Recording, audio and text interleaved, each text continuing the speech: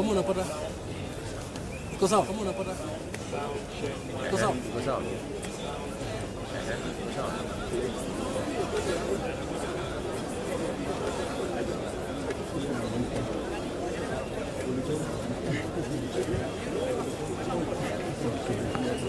Sound check 1 2 3. Sound check 1 2 3.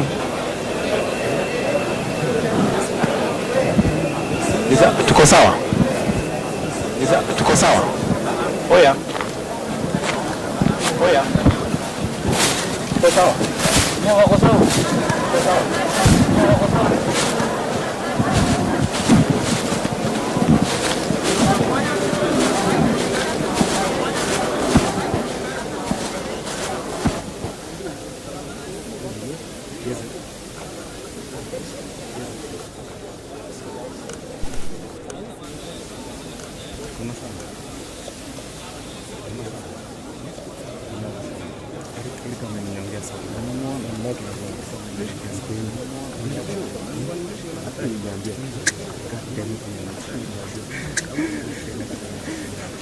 Kwisha. Kwisha.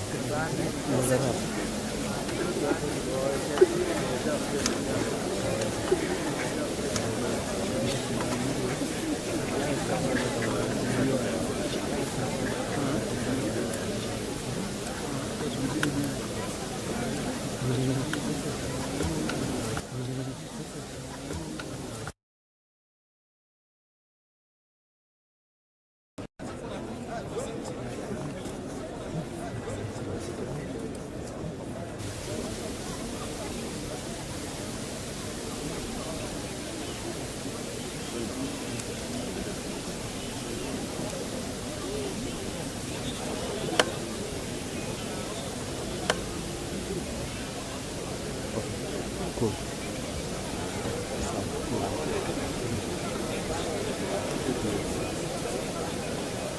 Just like I told you. Just like I told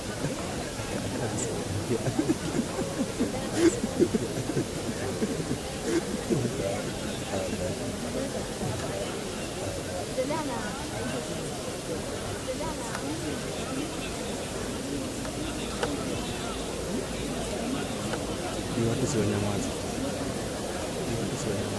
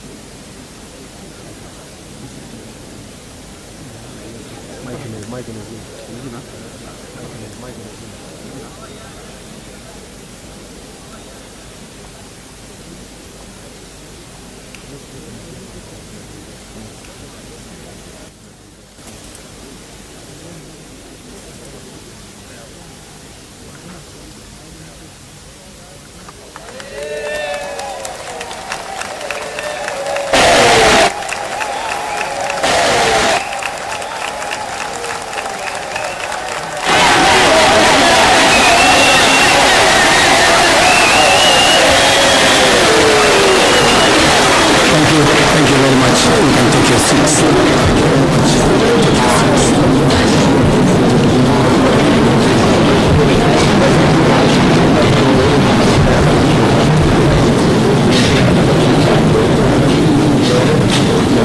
When I assumed office 20 months ago, our country was facing tremendous economic challenges, escalating cost of essential household commodities, high fuel prices, rapid appreciation of the Kenya shilling, and spiraling public debt to ground our economy. My administration has worked hard and consistently. The prices of essential commodities like unga have dropped from 240 shillings for a 2-kilogram packet to Kenya shillings 100, majorly attributed to our fertilizer subsidy program, the resilience of our farmers, and good rains that were given to us by God. During the period, we reduced the price of fertilizer also from 7,500 to 2,500. Petrol prices have come down from a high of 217 to now 187 a litre. The shilling has strengthened against the dollar from a high of 165 to now 127, 128. We have made significant progress in pulling the nation back from the brink of debt distress. Our debt situation is better managed, and our budget now has space for investment and in programs aimed at easing the hardship on vulnerable people and creating opportunities for our young people. Our GDP grew by 5.6% last year, ranking Kenya among the 27 fastest growing economies in the world. Our inflation figures have fallen from a high of 9 and 8 in May last year to 5% in April this year. It is instructive for the nation to know that for every 100 shillings we collect as taxes, we spend 61 shillings in debt service. We have paid Kenya's Eurobond debt that was borrowed in 2014 of $2 billion that has been hanging around our neck. We paid the last installment of $500 million last week. Today, Kenya's debt burden is much less, more sustainable, and we are on course to redeem our country from the discomfort of debt and assert our sovereignty. Early this year, Treasury had proposed a budget of 4.18 trillion. I did direct that it be reduced by 200 billion to come down. The Finance Bill 2024, generated to actualize this budget, underwent public participation, which resulted to concessions by which we agreed to drop proposals on VAT on bread, motor vehicle circulation tax, VAT on locally manufactured diapers and sanitary pads, as well as excise duty on money transfer services, among others. The additional tax measures we had proposed in this year's finance bill were to raise money in the tune of 346 billion. When the concessions were made, subsequent to public participation by Parliament, that came down to 200 billion. I had made this proposal taking into account our situation and the priorities that are there. I want to thank the members of Parliament seated behind me and those who voted yes for identifying the priority areas of our nation. Because when I made the proposals to Parliament with my cabinet, we had certain critical priorities for the nation. Number one is our agriculture. We did make recommendation, and part of the money we were going to raise from the finance bill was 10 billion shillings that will go to fertilizer subsidy, 18 billion shillings that would go to making sure that junior secondary school teachers, 46 of them, 46,000 of them would be confirmed on permanent and pensionable basis. We are very clear in our minds that education being the greatest equalizer, no child in Kenya should go to a school where there is no teacher or where there are no adequate teachers. It is because of that reason that in this finance bill also we had committed to hire an extra 20,000 teachers. We also had envisioned, because of the program of last mile connectivity to homes, especially in rural areas, we had committed 14.5 billion shillings, 50 million for every constituency for the last mile connectivity. Because we realize that there are many people who today cannot go to hospital because they cannot afford, because they have no health insurance. We had committed 6 billion shillings to operationalize our universal health coverage plan that would make it possible for every citizen to have a health insurance, those who cannot afford to be paid for by the government of Kenya, and to also operationalize the chronic illness fund that would make it possible for those who suffer from cancer, diabetes, hypertension, to be able to go to hospital, be treated, and go home without being asked for any money. We also had planned to put in money for our coffee farmers to retire the heavy debts that are bedeviling our coffee farmers. We also had allocated money for our sugarcane farmers to make sure that our sugarcane farmers get out of the debts that they're in. We had also committed to our milk farmers 2 billion shillings to make sure that every farmer is paid a minimum of 50 shillings per litre, to make sure that these farmers, very hard-working citizens of our nation, get a fair return for their hard work and for feeding our nation. And that is why I commend these members of Parliament for agreeing with us that all the priority areas I have mentioned were the right priorities to be funded.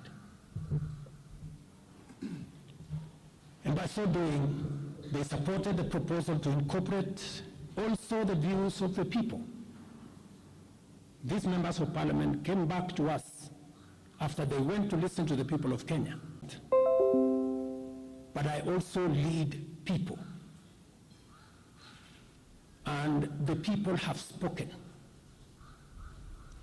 I am grateful to all the members of the National Assembly who voted yesterday affirmatively for the Finance Bill 2024 as amended on the floor of the House to incorporate the views generated through public participation. And following the passage of the bill, the country witnessed widespread expression of dissatisfaction with the bill as passed, regrettably resulting in the loss of life, destruction of property, and disintegration of constitutional institutions. On my own behalf, and on behalf of these members and many other Kenyans, I send my condolences to the families of those who lost their loved ones in this very unfortunate manner. Consequently, having reflected on the continuing conversation around the content of the Finance Bill 2024, and listening keenly to the people of Kenya who have said loudly that they want nothing to do with this Finance Bill 2024, I concede, and therefore I will not sign the 2024 Finance Bill, and it shall subsequently be withdrawn, and I have agreed with these members that that becomes our collective position.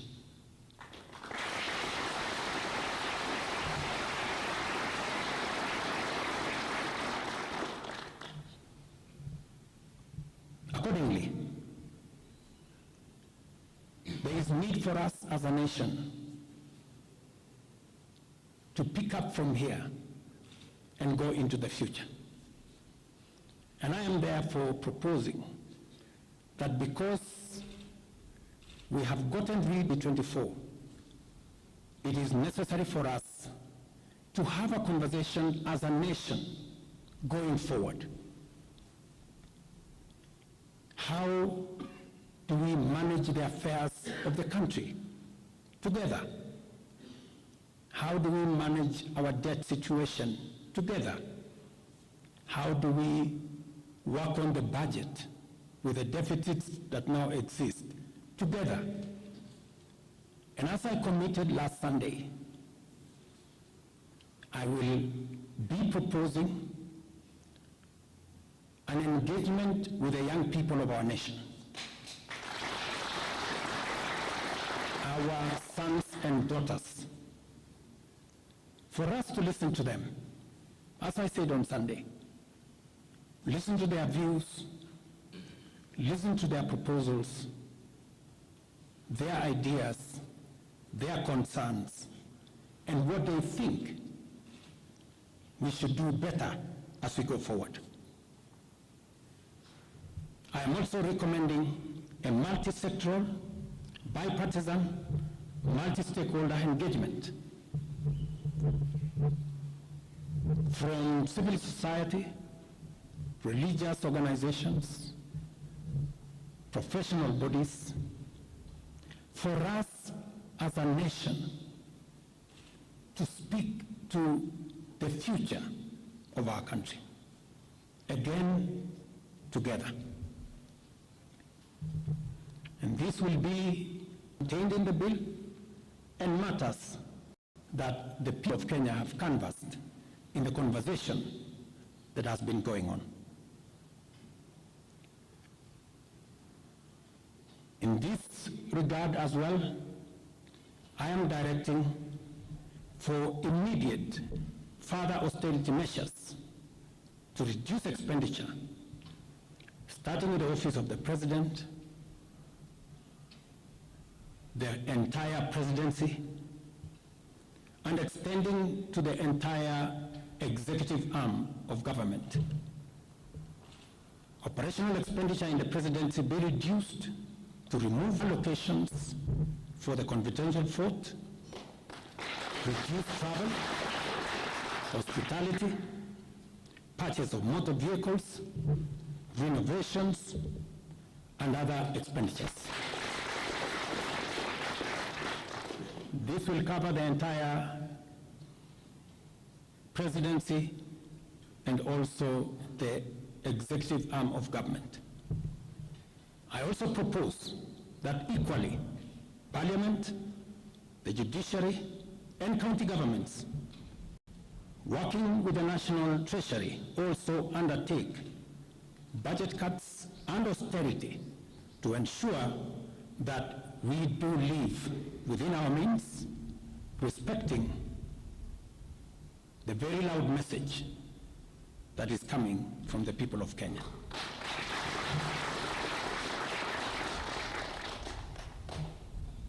And let me confirm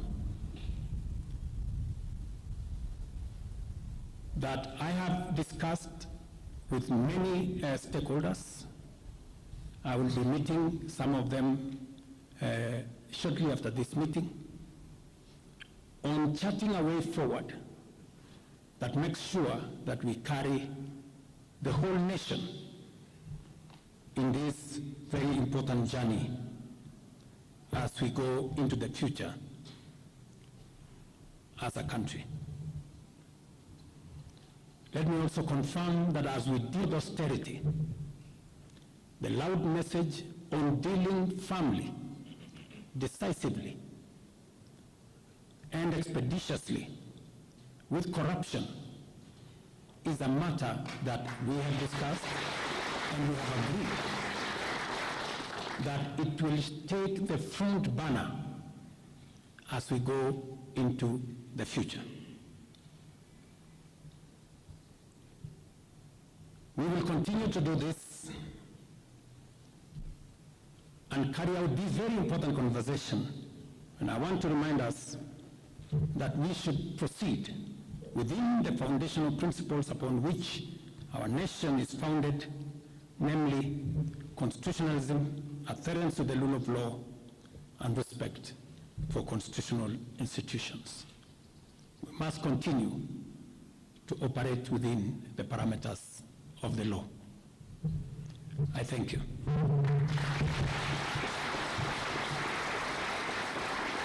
I will take a few questions, 3 questions to be specific. Thank you, Your Excellency. And the first question will start with Elizabeth Mutuku from TV47. Good evening. My question is on young leaders from the Gen Z generation who were abducted yesterday and the day before yesterday. What happens to that? Second, there were young people who were killed during the demonstrations. What do you speak of that as the head of state? Thirdly, how do we move forward on the budget cuts, especially now that you've said that we're going to have austerity measures, yes, but how then do we secure development? Thank you very much. Please. No, it's okay. So I have said young people, 6 to be exact, 6 people yesterday lost their lives. Very unfortunately, they shouldn't have lost their lives. And I have said it is a very unfortunate situation. I wish that would not have happened. And there is a framework that will make sure that those 6 Kenyans who died yesterday will be accounted for. Number 2, I did promise the country that there will be no extrajudicial killings going forward. And ever since I came into office, there is not one incident of extrajudicial killing. What you said about abduction are statements that were attributed to some of our civil society groups, but all the people they mentioned have since been found in police custody, and those that were already processed were already released. On the matter of development that you have said, minus the finance bill, it means that some of the development programs amounting to 200 billion shillings, we will have to cut down, to delay them. They will have to wait, some of them, for next year. We will try it again. We will try next year to find some money. Some of them we will have to cancel, because that's the nature of things. And it is because the people of Kenya have spoken loudly that they want a leaner budget for us as a country. Question number 2. We'll take the next question from Bisawan, K24.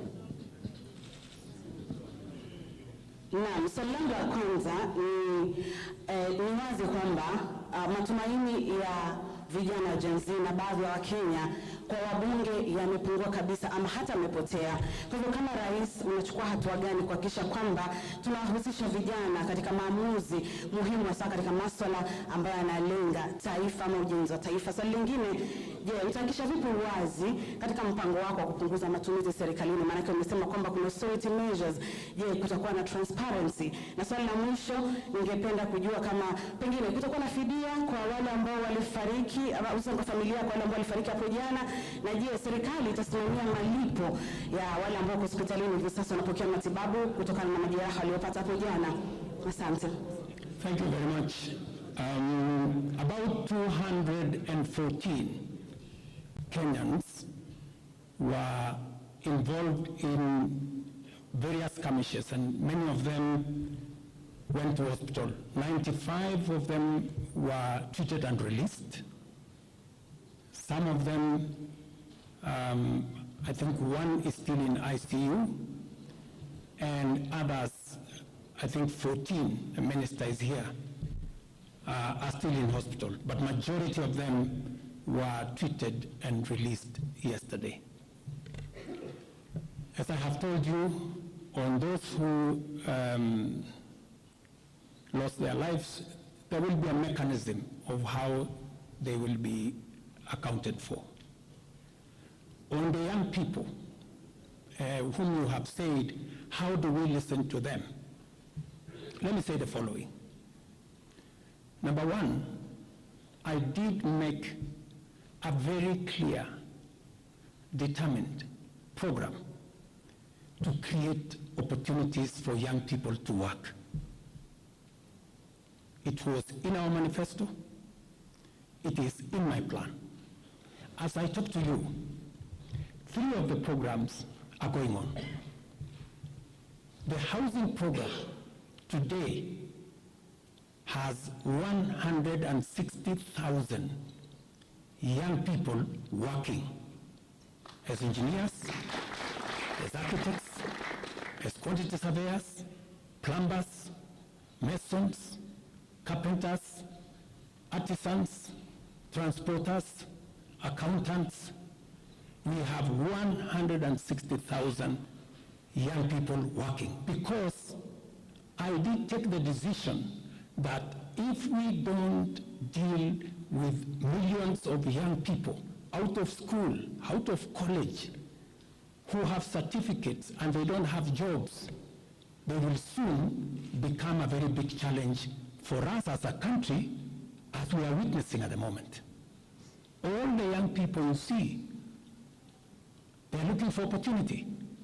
They're looking for jobs.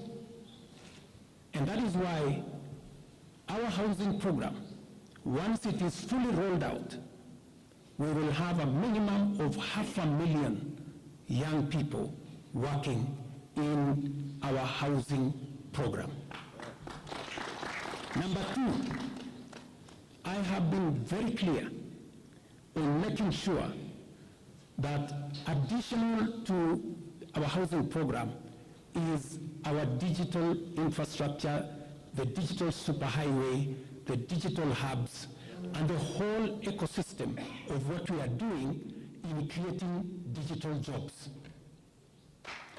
I was in Rio with Honorable Kingara, who's right there, not more than a month and a half ago, launching a hub that will hire 4,500 young people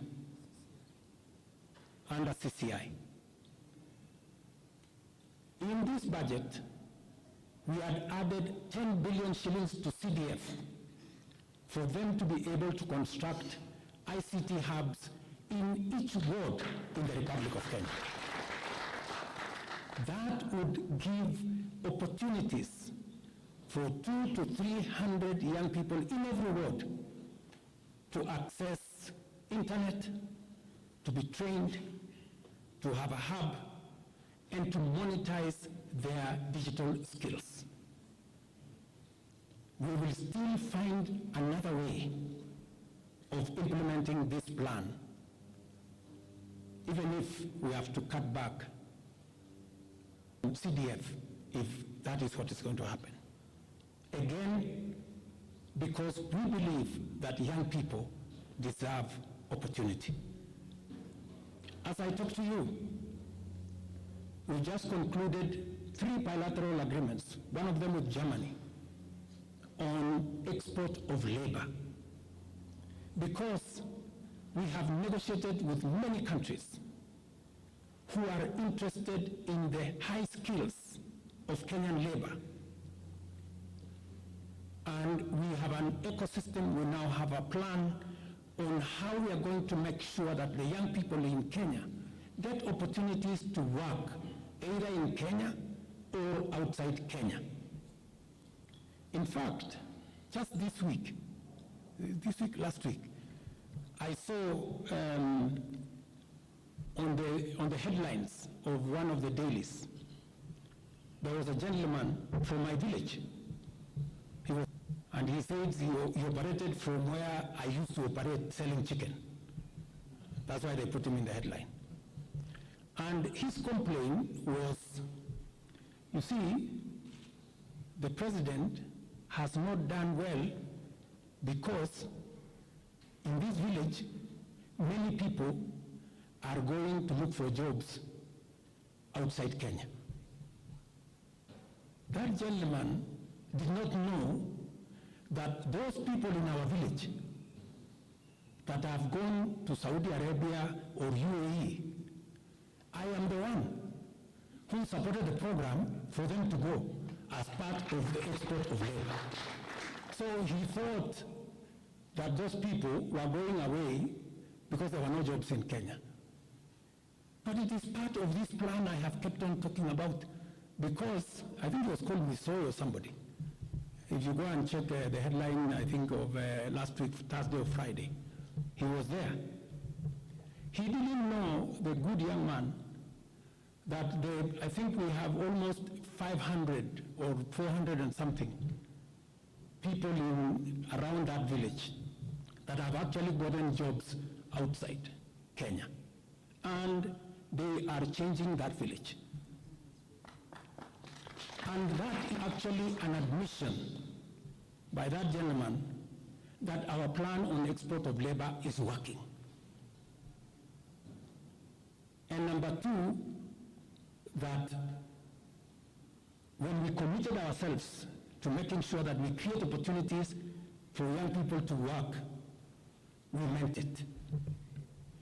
So we have a program on housing, we have a program on digital jobs, we have a program on export of labor, we have a program on the whole manufacturing sector. Let me give you another example.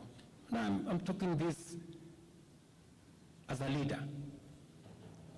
We deliberately, last year, said we cannot continue to import products that we can manufacture in Kenya. One of them was clinker, cement, furniture, steel. What has happened the last 1 year? Very many, in fact 5 to be specific, companies have sought licenses in Kenya to do clinker, to do cement. And last year, because of what we did, we reduced the import of clinker by 95%. We saved foreign exchange, we created jobs locally. I was in West Pokot with my Minister for Industrialization.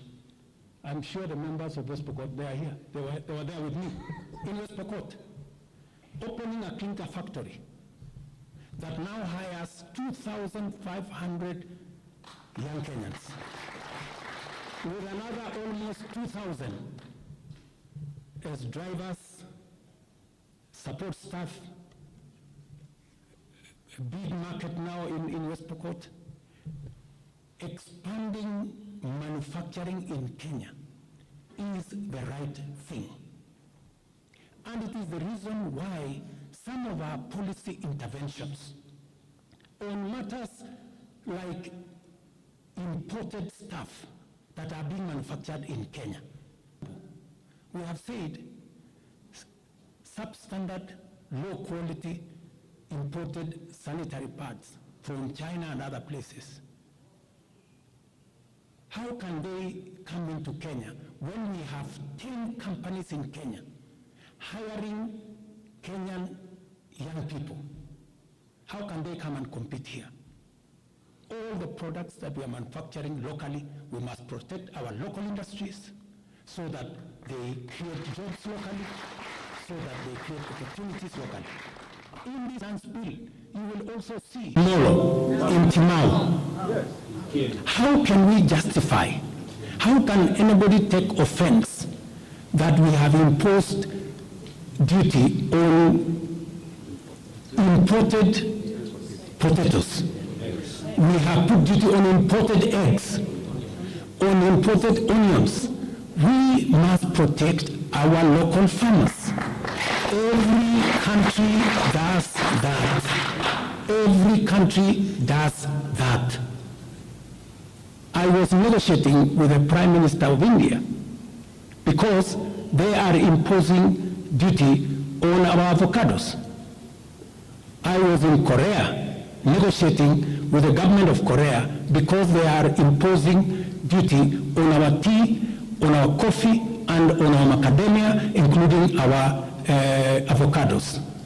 Every country does that to protect their market, unless there is a mutual agreement. So these are amongst the things we are doing to make sure that we grow our local manufacturing, create local jobs, create local wealth. That is how we are going to move forward as a country. We cannot continue to be a supermarket for other people's factories. It is important that we also produce our own products. Our young people can produce products in Kenya which are of high quality, which are of international standard, and we can do that. So I just wanted to clarify this point because it is addressing the young people of our country.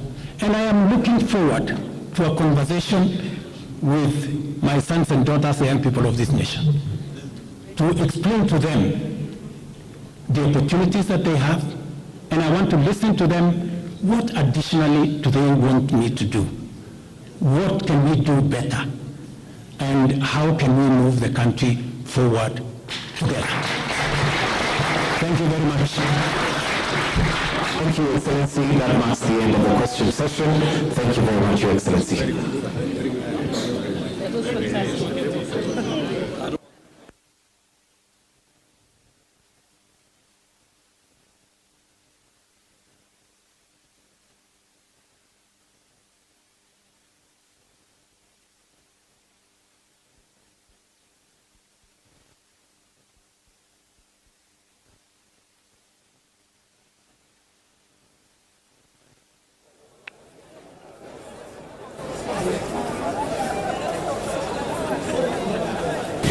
country was facing tremendous economic challenges.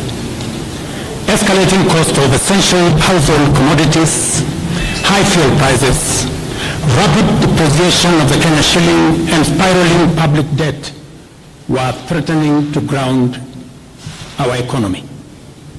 My administration has worked hard and consistently so that today, the prices of essential commodities like unga have dropped from 240 shillings for a 2-kilogram packet to Kenya shillings 100, majorly attributed to our fertilizer subsidy program, the resilience of our farmers, and good rains that were given to us by God. During the period, we reduced the price of fertilizer also from 7,500 to 2,500. Petrol prices have come down from a high of 217 to now 187 a liter. The shilling has strengthened against the dollar from a high of 165 to now 127, 128.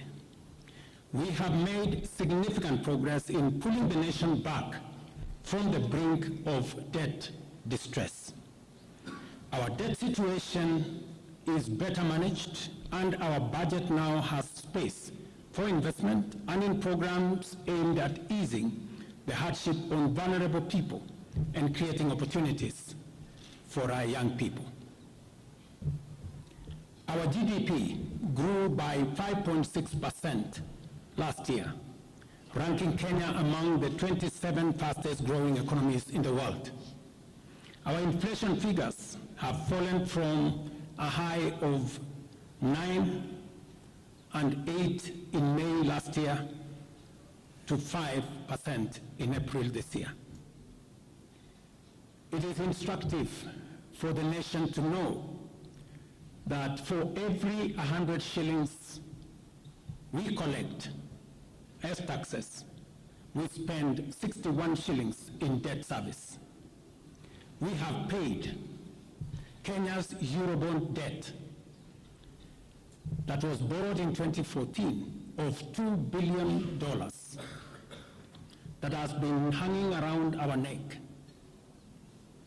We paid the last installment of $500 million last week. Today, Kenya's debt burden is much less, more sustainable, and we are on course to redeem our country from the discomfort